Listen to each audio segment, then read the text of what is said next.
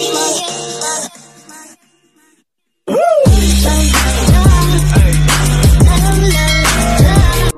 Kyle, kumusta ka? Ayos lang? Natatandaan mo pa ako? Ako yung nagpunta dito noon, natandaan mo pa ako? Yeah, na-interview na rin kita, di ba? Ayan. Kumusta naman Kyle? Parang balita namin pagkatapos namin mag-interview sa'yo, nandyan pala tatay mo. Dumating siya? Anong ginawa ni tatay mo? Kinuha ka niya? Kinuha ka niya dito sa resort? Anong ginawa niya? Anong ginawa niya? Sinama ka lang doon sa bahay nila? Hinatid ka nila mami? Dahil? Okay. Ano yun, parang ibabalik ka na sana? Anong inisip mo nung ibabalik ka na at dadaling ka kay papa mo? Anong inisip mo noon? Ayaw mo sana? Ayaw mo sana o talagang gusto mo rin na sumama? Gusto mo rin? Ano ba sabi ni papa mo nung dinala ka sa kanya? Nasama dati sa Maynila. Isasama ka na sa Maynila, kaya nagustuhan mo. Bakit naiwan ka pa rin dito ngayon? Napabayaan lang ako din. Papabayaan ka lang daw? Sabi ni papa mo? Tapos iniwanan ka niya ulit doon kay tita mo, yung asawa niya? O bakit ngayon nandito ka ulit sa resort? Bumalik ko. Bumalik ka dito? Dahil umalis na si papa mo noon.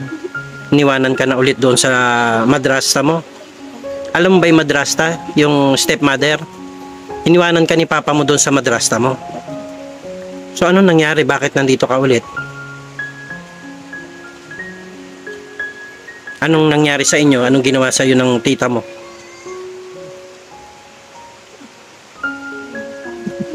Ha? Pinapalo ka? Napalo ka?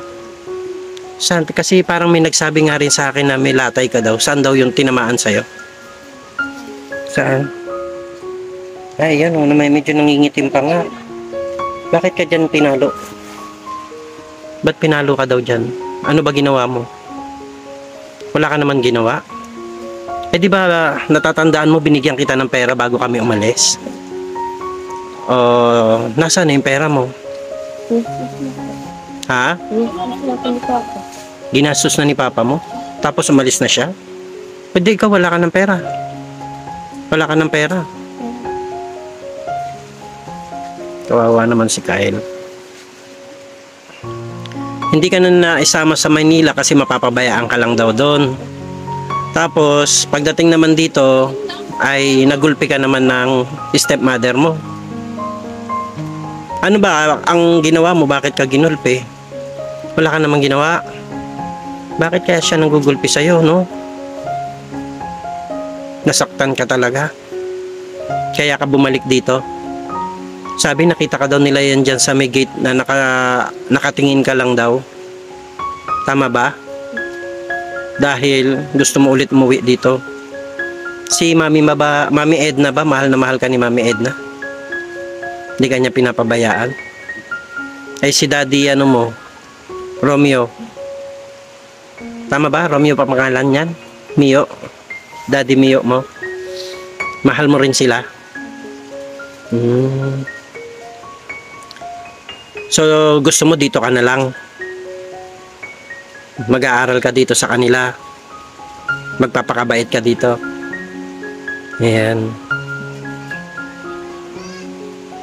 So, nakakalungkot tong isipin mga kalingap na ito po si Kyle ay sinubukan po muling ibalik nila Sister Edna at saka ni Brother Romeo doon sa tatay kasi nung nanggaling po kami pala dito last week ay nandyan din pala yung tatay niya. So ang ginawa po nila Sister Edna at saka ni Brother Romeo, yung may-ari ng resort, ay dinala po si Kyle doon sa tatay niya. At ang sabi daw po kasi ng tatay ay isasama na si Kyle papuntang Maynila. Ang problema po, ang tatay niya nung umalis ay kinuha lang po pala yung pera ni Kyle. Si Kyle po ay binigyan namin ng 200 pesos para pambaon niya sana. Tapos binigyan din po pala nila Sister Edna ng 200 pesos. So dapat meron siyang 400 pesos. Kaso nagpabili daw po ng prutas ito at nagkaroon daw po yata ng konting trangkaso. So nung dumating ang tatay niya, bali ang daladalang pera pala ni Kyle sa bahay niya ay 350. Tama ba? May 350 ka. So lahat ng 350 na yung kinuha lang ni papa mo. Hindi ka binilihan ng damit o ng kahit na ano, pagkain. Yung kapatid mo hindi man lang dinalaw ba? Hindi niya dinalaw yung kapatid mo. So yun, no, nakakaawa po na yung kapatid niyang babae po ay nandoon din sa pinsanin po ni Brother Romeo, yung pong may-ari nitong resort. At yun nga po ay iniwanan pa rin si Kyle at siya po ay iniwanan sa pangangalaga ng kanyang madrasta. Kaya lang si Kyle po ay napilitan muling bumalik dito sa resort gawa ng hinataw daw po siya sa binti. At yun nga po yung binti niya ay pinakita niya ito, medyo nangingitim-ngitim pa po itong portion na ito. At pinicturan daw po yan ni Sister Edna nung kasalukuyang namamaga pa yung binti. Ayun nga po at talagang napagmalupitan na naman po siyang muli ng kanyang madrasta. Yun daw mga gamit mo sa school at saka mga damit mo hindi daw binalik ng tita mo? Hindi binalik? So, paano ka mag-aaral? Ngayon po ba ako mga gamit ko? May gamit ka pa dyan. So, yun yung naiwan sa'yo yung gamit na yon. Yung mga damit mo, yung iba nandun din sa kanila. Bakit kaya hindi pinadala? Nandito ka naman. Hindi mo rin alam. Ayan. So nakakaawa naman ang kalagayan ni Kyle na para siyang nagpipilit po si Kyle sana na makita yung mama niya, no? Yung makita yung mama mo. Anong masasabi mo sa mama mo? Ano pwede mong sabihin kay mama mo kung nakikinig siya ngayon? Gusto mo bang kunin ka na niya dito? Gusto mo kunin ka ni mama mo dito? Pupunta si mama dito tapos kukunin ka? Sabi mo nga kay mama. Kasi baka nanonood siya. Ano mama? Sige daw. Sabi mo daw kay mama mo na, ma, nahihirapan ka na ba? Nahihirapan ka na sa buhay mo? O sige, sabihin mo daw kay mama mo, ma. Sige. Ma, baka pwede mo akong kunin dito. Kung kaya mo akong alagaan, kunin mo naman ako dito, ma. Kamo, dali na. Sige mo na. Sabi mo, ma. Sige, baka may mga nanonood sa'yo ngayon dyan at kapitbahay si mama mo sa Manila. Nasaan ba si mama mo? Sa Manila? Saan siya sa Manila nakatira? Sa? Taytay Rizal. Oh. Taga Rizal lang din sana ako. Kung ako'y nasa Rizal, hanapin natin ang mama mo eh. Sige nga, sabihin mo daw, ma. Ma, puntahan mo naman ako dito at kunin mo naman ako. Kung mahal mo pa ako, ma. Sabihin mo, kung mahal mo pa ako, ma. Puntahan mo ako dito tapos kunin mo na ako kasi nahihirapan na ako kamo. Mahirap kasi yung hindi mo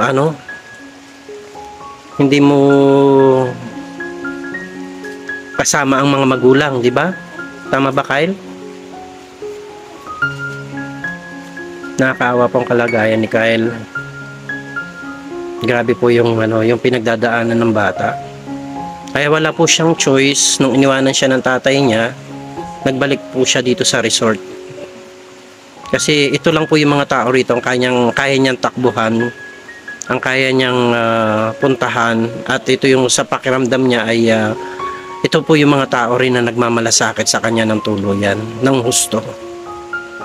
So ngayon, Kyle, kung hindi ka na kukunin ng mama mo, okay ka na dito kay Mami Edna? Pero payag ka ba talaga na hindi ka nakukunin nila? Kahit pinapabayaan ka ng papa mo, gusto mo pa rin sumama sa kanya?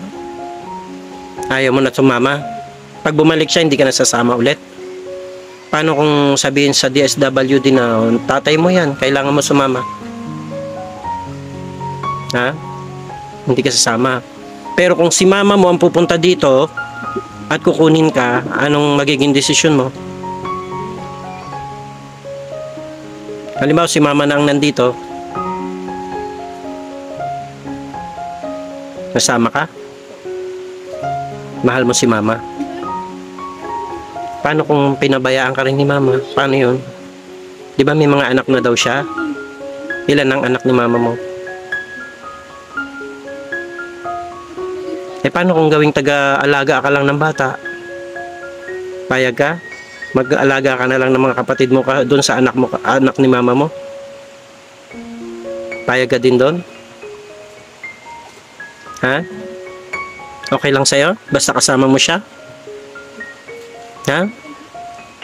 Paano kung sasaktan ka din ng asawa niya? Ha? Paano kung sasaktan ka din ng asawa ng mama mo? Malayo ang Taytay Rizal. Nakarating ka na ba doon? Ha? Nakarating ka na sa Taytay? Hindi pa? Nakarating na. So, kapag sinaktan ka naman ng tatay ng asawa ng nanay mo, mahirapan kang bumalik dito. Oh, sige nga, mag-isip ka daw. Okay lang sa'yo? Basta ang importante kasama mo si mama mo. Ha? Ayan po mga kalingap, nakakaawa po talaga si Kyle. Na yan na po yung naging buhay niya. Kinuha nga siya, pumunta nga yung tatay niya dito. Inihatid nga po siya nila tatay Mio niya tsaka mami Edna niya. Ang problema naman po, nung nakuha lang yung pera ni Kyle, ay iniwanan naman siya. Tapos yung bata walang pera. Nagkataon po na tinrangkaso pala itong bata. Imbis na alagaan po ay iniwanan din. So, nakakahabag naman po yung kalagayan ng bata na ito. Kailangan magsikap ka sa pag-aaral mo, no? Magpakabait ka dito kung sila magpapaaral sa'yo. Ha? Para kapag umasenso ang buhay mo, hindi mo na sila kailangang hanapin. Alam mo ba yon? Pag gumanda ang buhay mo, hindi mo na sila kailangang hanapin kasi sila na ang kusang maghahanap sa'yo. Naintindihan mo ba yung sinabi ko? Kaya ang gawin mo, magsikap kang maigi sa buhay mo, magsikap ka, mag-aral ka, magpakabait ka dito kila Mami Edna mo. Pag gumanda ang buhay mo, hindi mo na kailangang hanapin ang mga magulang mo at mga kapatid mo. Sila na ang kusa maghahanap sa'yo. Alam mo kung bakit? Siyempre, hingin sila ng tulong sa'yo. Pagka ikaw ba umasenso, Kyle, tutulungan mo pa rin ba sila? Kahit ganyan ang ginawa sa inyo? Ha? Tutulungan mo sila? Nabait si Kyle. Nakaano pa rin daw siya, tutulong pa din daw siya sa mga magulang niya kung sakasakali pong gumanda na ang buhay niya. Tama yon, magandang pananaw yan sa buhay. Kaya ngayon pa lang, ang lagi kong sinasabi sa'yo, magpakabait ka ha, pakabait ka. Huwag kang gagawa ng kalokohan, mahalin mo yung mga taong nagmamahal sa'yo ngayon, ha? Ha? May langgam. Mahalin mo yung mga taong nagmamahal sa'yo, ha? Tapos, baka sa Sabado, pupunta kami dito at aalis tayo. Sasama ka? Bibili tayo ng mga gamit mo. No? Meron kasing sponsor na gusto kang bilhan ng mga gamit. May sapatos ka ba? Wala ka sapatos. Pantalon. May pantalon ka? Wala. Tapos yung mga damit binili lang sa'yo ngayon ni Mami Edna. Kasi wala kang nadalang damit. Ay, ibigay daw yung damit mo. Ng tita mo, ng madrasta mo. So yun, tapos mamamasya lang tayong konti. Nakarating ka na ba ng Bagasbas? Sa dagat? Hindi ka pa nakarating? Ayan, tapos pagkatapos nun, babalik tayo dito. No? Babalik tayo dito. Tapos kakain tayo sa Jollibee. Hindi, kakain muna pala tayo sa Jollibee. Mamamasyal tayo, tapos babalik na tayo dito. Okay ka ba doon? Sama ka ba doon? Hindi ka mahihiya sa akin? Huwag ka mahiya sa akin, ha? O, hapir tayo, si Tito Rich. Ayan. Ako si Tito Rich, tapos si Tita Aljos, yung asawa ko, no? Huwag ka mahihiya dahil, kaya kami nandito dahil gusto ka namin tulungan. Okay ba yon? Ha? Tutulungan ka namin. Kahit na hindi ka namin kamag-anak o anak, Nandito kami para tulungan ka namin. Okay ba yan sa'yo? Yan? Excited ka na? Sabihan mo yung kapatid mo kasi dapat kasama natin siya. Okay ka ba? Okay kayong dalawa? Yan. So yan, papasalamat tayo sa sponsor kapag dumating na yung araw na tayo ay magkakasama na at pupunta na tayo ng mall at mamamasyal tayo doon tapos mamimili tayo ng gamit mo. Excited ka na? Ha? Excited ka na? Ayan. So, aral ka maigi ha, Kyle? Aral ka maigi ha. Huwag ka magpabaya sa pag-aaral mo ha. Gusto mo ba pagka pupunta ako dito, tuturuan kita magbasa? Hindi ka pa ba masyado magaling magbasa? Hindi ka pa magaling magbasa? So, tuturuan kita magbasa, okay sa'yo yun?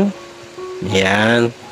Sige, basta pag may time si Tito Rich, ako si Tito Rich, no? Pag may time ako, pupuntahan kita dito, tuturuan kita magbasa.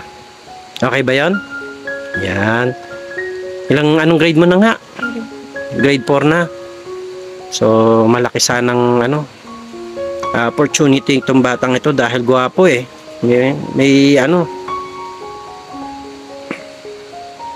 dito, kumusta ka naman dito? Ayos lang yung mga ginagawa mo dito? Mabuti marunong ka magpalaw. Marunong ka magbalat ng nyog. Nakita namin kanina nagbabalat ka ng nyog ay. Okay ka lang? Ano pa kaya mong gawin, Kyle? Kumakanta ka ba? Hindi ka kumakanta? Nagsasayaw ka? Anong kaya mong gawin? Marunong ka makyat ng puno? Nyog? Hindi din? Ano lang kaya mong gawin? Magluto? Magluto, maglinis ng bahay. Kaya maglinis, maghugas ng pinggan. Yan, nagsasaing ka ba? Marunong ka din magsaing? Aba, magaling pala si Kyle eh. Okay lang ba sa'yo ngayon na magkahiwalay kayo ng kapatid mo? Pero namimiss mo rin ba siya?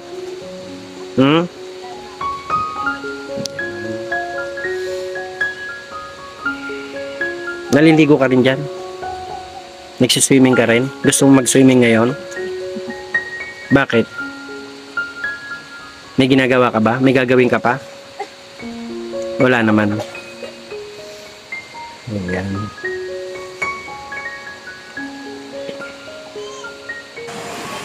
Ano gagawin natin na kayo ng bawa? Hindi mo naman alam kung paano pumunta dito. Nanggaling na daw siya doon. Galing na daw siya ng Taytay. Ano lang yan? Kwento lang na niya yan ang naririnig niya sa kwento. Ganon. Sabi ko malayo yun. Kung makakita ko yan dito, yung liit ka niyan. Sa kwento rin ko talaga natatanda. Nagsakay kayo sa auto. Binakbal siya ng papa niya, tulog siya. Pinama siya. Sa bus. Lupuyan ang kwento niya. Paano siya sa akin makabalik? Hindi ito makakabalik. Yun na nga, sabi ko, mahirapan ka nang bumalik kay Mami Edna. Hanggang sa maging basurero siya or gamitin siya ng sindikato, magnakaw siya doon. Ganun naman nangyayari sa kanya. Nagiging palalo siya lang. At hindi na siya nakapagtapos. Kaya dito ka na lang. Dito ka na lang. Ha, Kyle? Dito naman daw siya. Dito na lang daw siya, oh. Mas maganda pa buhay mo dito kay Mami Edna mo. Hindi baka doon nakapagtapos din siya. Tapos nandito kami. Magbablog kami sa'yo. Tutulungan ka naman eh. Matutulungan ka naman namin. Pati leeg mo po may pintura na. May pintura na sa leeg. Ay, meron lang po akong mga konting tanong. So, ayan po, last time ang na-interview ko po ay si Sir Romeo. Yung inyo pong darling. So, sila po yung may-ari ng resort. Ito pong, ano nga to? Rome David Resort. Ayan. So, kung kayo po ay nais nyo ng mag-swimming o mag-relax, meron po silang swimming pool, napakaganda. At kung gusto nyo naman po ng ilog, meron din pong ilog. Ayan. So, mamimili po kayo. At napakamura naman po ng kanilang presyo ng kanilang entrance at saka mga cottages. Affordable po yan. Ayan, said na interview ko po si Kyle. Ang sabi po yata pala nung nagpunta kami dito ay nandito pala yung tatay niya. Ano po, nandun po yung tatay niya. Lumabas din pala ang tatay niya dito sa Bicol. Kasi po, nagbuto yata po yun. Bumoto. O nga, no, panahon ng botohan nga pala yun. Eh di, ano po, nagkita na po kayo ng tatay niya. Nakita po kami, nagpunta po kami sa bahay nila. Ano po ang napagkayarian ninyo po doon? Nag-usap po kasi kami na dadalhin niya si Kyle dun sa nanay niya. Sa Manila? Sa Taytay po. Opo, sa Taytay sa Manila. Sinigurado ko naman siya na dadalhin niya. Oo naman daw. Nung pag ano namin, di naman niya dinala, iniwan niya. So, bumalik dito ulit po yan si Kyle. Ano po naramdaman nyo at ganun ang nangyari? Ay di ano po, disappointed naman kami no. Kasi asang-asa na po ako. Kung alam ko lang napapaasahin kami, hindi ko na lang sana sa kanya dinala ulit si Kyle at nag-aaral lang po bagay yan dito. Tsaka pati yung bata, ano po parang... Nakakainis nga po yung tatay niya, pati yung pera ni Kyle kinuha pa. Imbis na bigyan niya si Kyle, kinuha pa yung pera ni Kyle. Ayun. So magkano rin po yung nadala ng tatay? Ano po, yung may tira po si Kyle na sa binigay niyo ng 150, tapos bigyan ko na po ng 200. So, 350 po yung kinuha pa ng tatay niya. Imbis na kay Kyle na sana yun. Tapos sabi niyo po ay parang kinukuha niyo yung mga gamit ng Yun bata. pa po ang nakakasad kasi yung pong bag ni Kyle, sapatos na binili namin, tapos yung mga damit. Hindi, kahit po may kasama na kaming barangay pagawad po ng ng Halabagas, hindi po binigay ng nanay, ng Stepmother, oo. Bakit daw po kaya? Gusto ba nilang bumalik si Kyle doon o ano? At kaya hindi nila binigay yung gamit? Kaso yung bata, umalis nga doon. Ibig sabihin, ayaw talaga silang kasama. Ano po yan, kaya hindi ko na rin po nung binalik yung si Kyle. Kasi si Kyle po na magkita kami, ay may pasako yan sa binti. Nasabi, pinalo. Ginanyata po yun. Kasi bakit ba naman sa papasasal kung basta-basta hindi, so ibig sabihin, hindi palo, parang suntok? Para siguro po ganyan. Ito yata. Paano ka, ano pong, siyempre parang inaalagaan nyo na yung mga bata, yung bata dito. Dito nga po hindi naman namin yung sinasaktan. Tapos, sasaktan lang niya. Sabi ko nga po, sana di ko na lang yung dinala. Nakatikim tuloy yung bata ulit sa kanila, Nag-aalala lang kasi ako na, na gusto ko po kung sa akin bibigyan si Kyle, may kasulatan kami. Pero, ano man po yung, hindi po baga pang, hindi ka madidimanda, ano man mangyari sa bata, ibig sabihin alam nila na pinagmamalasakitan nyo lang. Kaya yun po yung ano ko doon na inano ko sa kanya. Sinuli ko sa kanya si Kyle. So kagaya niyan, parang nung dinala nyo po pala si Kyle doon, may trangkaso pa. Hindi po, pagaling na po siya. Pagaling na. Kasi baka lalo patuloy. Imbis na pamperin muna nila yung bata, ay lalo pang nakatikim ng hindi maganda. Ayun lang, kawawa talaga si Kyle, So, hanggang kailan nyo po si Kyle gustong kupkupin? Ayun po, hanggang gustong sa amin ni Kyle kasi pinasinabihan din po yan din sa barangay na saan mo ba talaga gusto? Ay sumagot naman po yan si Kyle na kay na mami daw niya. Ako po yung tiyatawag niya. Kayo po yung mami niya. Yes, pinayaman po ako niya ni Kyle. Mami pala ang tawag mo, Kyle? Po. Sa asawa ko lang po ay tatay. Tatay. Ikaw lang po ang mami. Ako lang po ang mami. Ako lang ang mayami. Tama naman kung makamit yan. Grabe. So, yun po pala. Depende na po yun kung anong mapagkakayarian. If ever po na makita yung mga magulang nito, ay yung nanay pala, at ang maging pasya ng nanay niya kung kukunin o hindi, so doon na po kayo hihingi ng kasulatan sa kanila. Po. Ang gusto ko naman po sana, kung yun po sasabihin ng nanay naman na paparalin niya si Kyle, ibigay ko si Kyle kasi karapatan ng kubaga niya yun. Tama kasi po. At saka responsibilidad nila. Yun. Gulang yun. Pero kung hindi niya papaaralin, aapihin lang din po doon. Wag na. Ay sa dito na lang. Tsaka magsabi na sila ng totoo. Ano po? Oo. Kasi ang layo-layo pa, paano pa yung makakapunta ulit sa akin? Hindi niya kaya yan ko nga, paano ka ba? Baka mamaya doon naman magpalaboy-laboy siya. Mapapahamak po yan doon. Ay, sigurado po yan. Padilibirin na sila yung mga something na hindi naman dapat. Kaya nga. Buti kung labo lang yun madali siya sa akin makapunta ulit.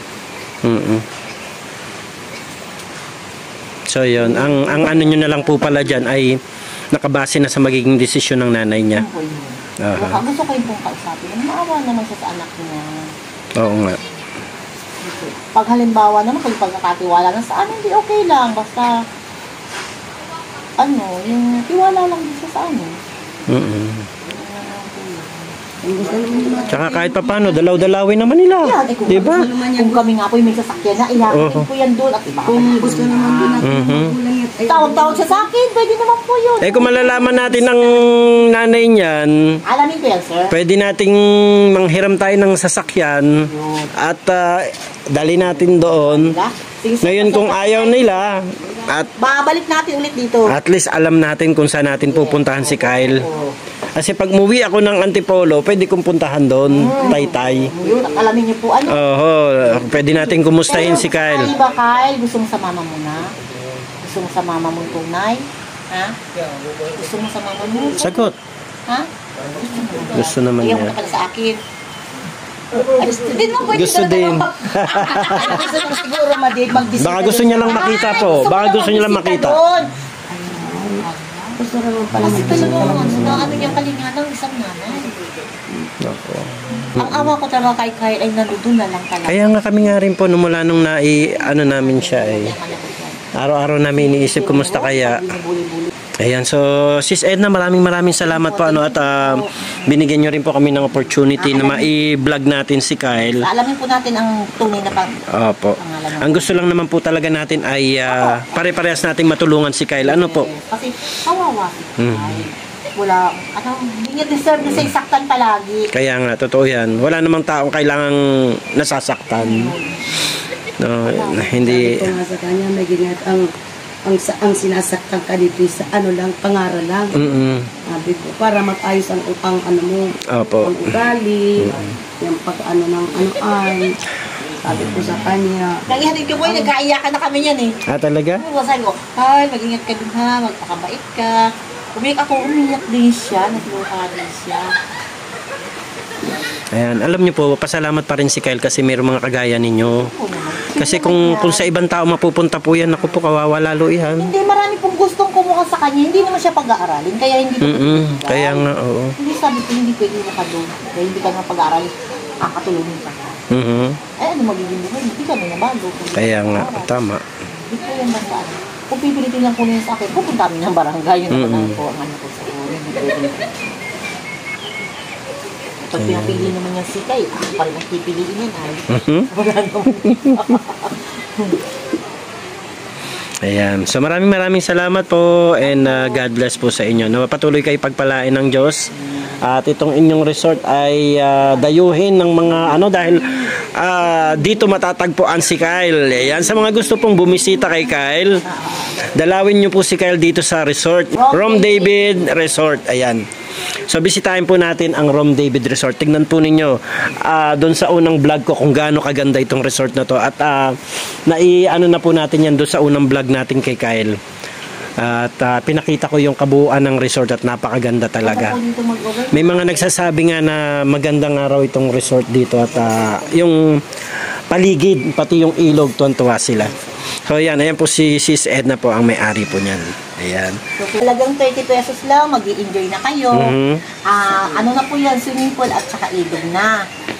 Saka yung po aming mga dyan, yung po dinadayo nila ng kabana. Yung kabana, oo no, yung pwede po sila diyang matulog. Ano po nila? Magkano po ang rate ng kabana? Yung pong kabana, meron po kami din yung mga papahinga lang po sila sa araw. 500 lang po yun. Pagka overnight po? Yung pag-exclusive na po yun, kasama lahat ng kabana, tatlong kabana, ano po yun, 3.5. Buong na po, buong resort na? Yes. Okay. Something 30 po, ganyan. Ayun pala. 30%. Kung mag-more than pa naman, siya na din yun. Hindi naman po ako. Hiwalay pa rin po ang entrance doon sa 3.5. Sama na po. Package na yon yung 3.5. Okay. Hanggang 30 persons. Ayan. Sa lahat ng mga kalinga po natin, andito lang po ito malapit sa Kalabagas. Calabagas. Oo. Papunta pong Iberica. Ayan, papuntang Iberica lang po ito. At sa mga gusto pong pasyalan si Kyle, ayan, dito lang po kayo sa Rom David Resort. Nature and swimming pool, grabe, napakaganda. Kaya ayun yung mga anak ko, ayun, nagsiswimming na sila.